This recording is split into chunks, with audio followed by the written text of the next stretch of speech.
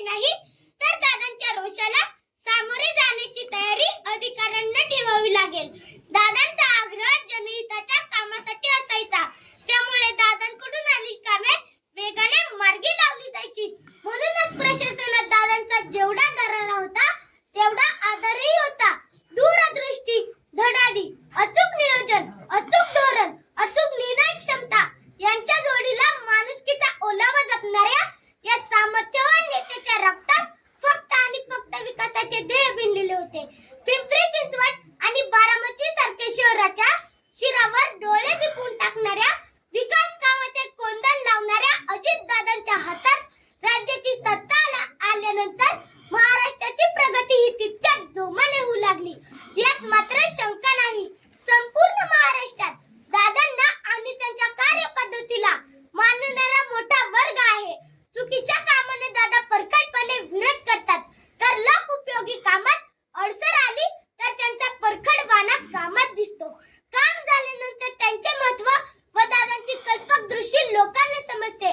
महाराष्ट्रातील सर्वात कार्यक्षम नेता कोण, तर ते अजितदादा पवार होय. सकाळी 6 वाजता कामाची सुरुवात केली, रात्री 1-1:30 वाजेपर्यंत वर्षातील सर्व दिवस सलग काम करण्याची क्षमता असलेला एकही नेता राज्यात सापडणार नाही. प्रचंड प्रवास, दिवसभरात हजारो लोकांना भेटणे, अधिकाऱ्यांच्या सलग बैठका घेणे अशी सगळी कामे दादा तितक्याच कार्यक्षमतेने करत होते. म्हणूनच मी म्हणेन, अशा अनेक गुणांनी संपन्न असलेले माझे दादा एक अद्भुत रसायन होते. अजितदादा हे दूरदर्शी, वास्तविक विशारद होते.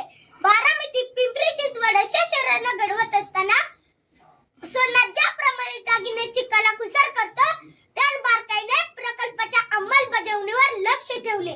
या प्रकल्पाच्या भव्यतेमुळे ही शहरे आज महाराष्ट्रात एक नवीन ओळख निर्माण करीत आहे. अचूकता, कलाकुसर आणि गुणवत्ता यांचा मेळ दादाने एखाद्या वास्तुक विशारद प्रमाणे ही शहरी घडवली आहे. ज्ञानपीठ पुरस्कार प्राप्त श्रेष्ठ कवी विंदा करंदीकर यांची एक प्रसिद्ध कविता मला आठवते. जनतेच्या हृदयामध्ये अन्यायाची कळ आहे, जनतेच्या बाहुमध्ये सागराचे बळ आहे. जनतेच्या हृदयामध्ये अन्यायाची कळ आणि जनतेच्या बाहुमध्ये सागराचे बळ ज्याला ओळखता येते तोच लोकप्रमुख राज्यकर्ता होऊ शकतो.